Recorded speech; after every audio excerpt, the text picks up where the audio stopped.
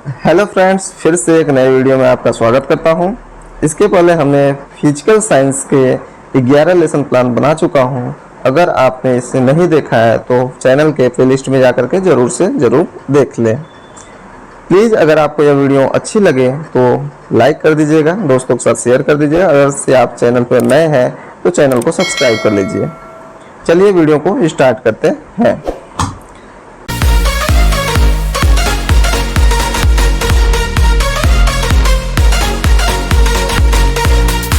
आज का पाठ योजना संख्या 12 है।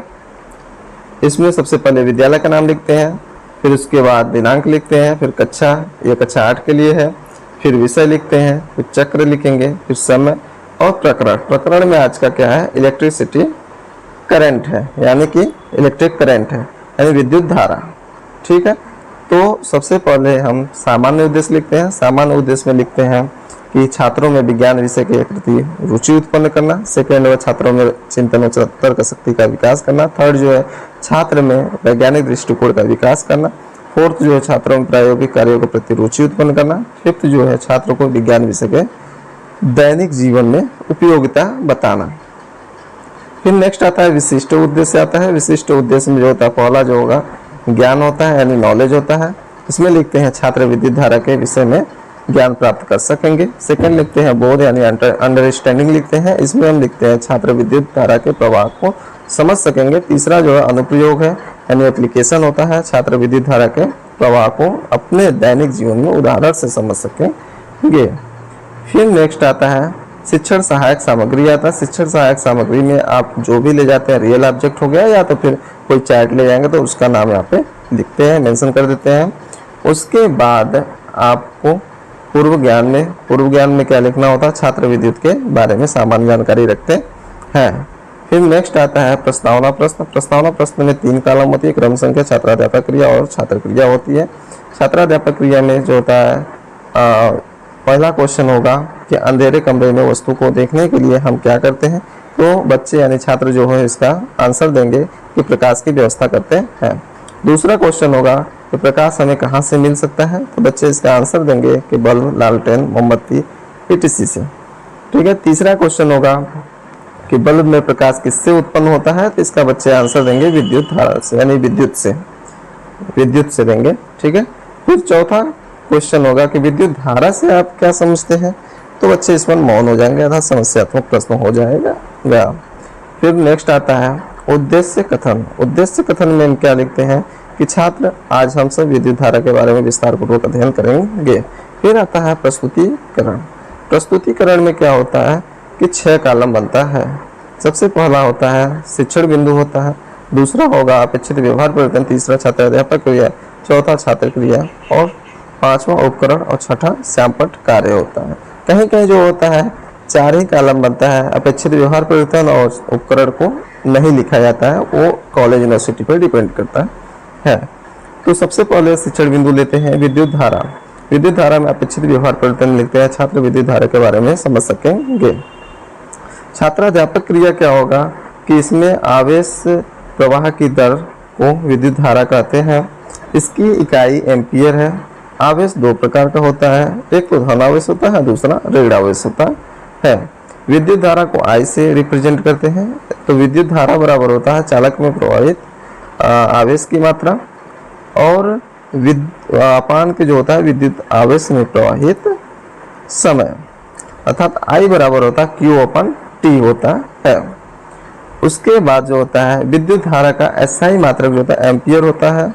यदि Q बराबर 1 कूलम और T बराबर 1 सेकेंड तो 1 एम्पियर बराबर 1 कूलम बटे 1 सेकेंड होगा। अर्थात यदि किसी चालक में 1 कूलम आवेश 1 सेकेंड में प्रवाहित होता है तो उसमें बहने वाली धारा 1 एम्पियर होगी। छात्राध्यापक क्रिया में तो ये होगा। छात्र क्रिया में लिखेंगे, छात्र ध्यानपूर्वक सुनेंगे। उपकरण में आगमन विधि या निगमन विधि। आगमन विधि वो होता है यानी एग्जाम्पल से नियम की तरफ जाओगे, निगमन विधि वो होता है नियम से एग्जाम्पल की तरफ जाना होता है। श्यामपट्ट कार्य में लिखेंगे, इसमें जो मेन चीजें थे तो उसको हम ब्लैक बोर्ड पे लिखते जाते हैं, तो वो होता है हमारा श्यामपट्ट कार्य हो जाता है। तो इसमें लिखेंगे विद्युत धारा की मात्रक एम्पियर होता है, SI मात्रक है। आवेश के प्रकार 2 प्रकार से होते हैं, धनावेश और ऋण आवेश। और I बराबर जो होता है Q/T होता है। आई बराबर जो होता है विद्युत धारा होता है, क्यू बराबर होता है चालक में प्रवाहित आवेश होता है, टी बराबर समय होता है। तो 1 कूलाम बटे 1 सेकेंड ये होता है 1 एम्पियर के बराबर हो जाता है। ठीक है, नेक्स्ट शिक्षण बिंदु लेंगे हम विद्युत धारा के प्रकार। विद्युत धारा के प्रकार, तो विद्युत धारा के प्रकार में हम क्या लिखते हैं, अपेक्षित व्यवहार परिवर्तन लिखे हैं। छात्र विद्युत धारा के प्रकार को समझ सकेंगे। छात्राध्यापक क्रिया में क्या होगा कि विद्युत धारा दो प्रकार की होती है, एक दिष्ट धारा, एक प्रत्यावर्ती धारा होती है। तो सबसे पहला जो है दिष्ट धारा, उसके बारे में देखते हैं कि एक अस्थायी धारा जो केवल एक ही दिशा में प्रवाहित होती है उसे दिष्ट या सरल धारा कहते हैं। जैसे जो छोटी जो घड़ी होती है उसकी जो बैटरी होती है वो दिष्ट धारा है, और बैटरी हो गई जो घर में जो बैटरी बड़ी बड़ी यूज की जाती है इन्वर्टर सब, और टार्च हो गया, एटीसी हो गया। ठीक है, तो इसमें हम क्या करते हैं कि सैंपट कार्य में भी लिख देंगे वही चीज़ की विद्युत धारा के प्रकार में कौन कौन से होते हैं, तो वही दोनों लिख देंगे वहाँ पे भी। ठीक है, सेकेंड आता है प्रत्यावर्ती धारा। ऐसी धारा जो और दिशा में मतलब कि प्रभावित होते हैं, दोनों दिशा में प्रभावित होता है और समय के साथ बदलती रहती है। तो एक निश्चित समय के बाद उसी दिशा में और परिमाण के साथ उसकी पुनरावृत्ति हो तो वह प्रत्यावर्ती धारा कहलाती है। एग्जाम्पल में जैसे घरों में जो बल्ब यूज किए थे वो होता है प्रत्यावर्ती धारा होती है। तो सैंपट में हम लोग लिख देंगे कि प्रत्यावर्ती धारा के क्या हो गए एग्जाम्पल जो होता है घरों में बल्ब इटसे। ठीक है, नेक्स्ट होता है शिक्षण बिंदु हम लेंगे विद्युत धारा की दिशा। विद्युत धारा की दिशा में हम लिखते हैं उसके बाद कि अपेक्षित व्यवहार में कि छात्र विद्युत धारा की दिशा को समझ सकेंगे। तो छात्राध्यापक क्रिया में होगा कि इलेक्ट्रॉनों के प्रवाह की दिशा के विपरीत दिशा ही धारा की दिशा होती है, अर्थात I बराबर Q/T होता है। ठीक है, उपकरण में आगमन विधि लिख देंगे। उसके बाद आता है सैंपट कार्य सारांश। सैंपट कार्य सारांश में क्या होता है कि हम सबसे पहले दिनांक लिखते हैं, फिर कक्षा लिखेंगे, फिर विषय लिखेंगे, फिर चक्र लिखते हैं, फिर प्रकरण विद्युत धारा हो जाएगा और समय जो होता है 30 मिनट हो जाएगा। उसके बाद जो हम पढ़ाते वक्त जो सैंपट पे जो लिखते रहते हैं वही हमारा सैंपट कार्य सारांश तैयार हो जाता है। तो इसमें कुछ करना नहीं, वही सेम चीज लिखना है यहाँ पे। फिर नेक्स्ट आता है फिर नेक्स्ट आता है छात्राध्यापक निर्देश। छात्राध्यापक इसमें निर्देश देते हैं बच्चों को कि छात्र सैंपट पर लिखे गए बिंदुओं को अपनी उत्तर पुस्तिका पर लिखिए। फिर नेक्स्ट आता है पुनरावृत्ति, यानी कि इसमें क्या होता है जो टीचर होंगे वो छात्रों से क्वेश्चन पूछते हैं। पहला क्वेश्चन होगा दिष्ट धारा क्या होती है, दूसरा जो है विद्युत धारा के प्रकार बताइए, तीसरा प्रत्यावर्ती धारा क्या होती है, चौथा विद्युत धारा का मात्रक क्या होती है, पांचवा विद्युत आवेश के प्रकार बताइए। फिर नेक्स्ट होता है गृह कार्य होता है, यानी इसमें जो टीचर होते हैं वो बच्चों के लिए गृह कार्य करने के लिए क्वेश्चन देते हैं करने के लिए। तो इसमें होता है कि विद्युत धारा के प्रकार बताइए तथा उसके प्रकारों को विस्तार से लिखिए। फिर नेक्स्ट आता है पर्यवेक्षक टिप्पणी व सुझाव, यानी कि जो भी कॉलेज यूनिवर्सिटी अपने मतलब कि बच्चों को जिस स्कूल में भेजते हैं तो वहाँ पर ऑब्जर्वेशन के लिए जाते हैं टीचर लोग।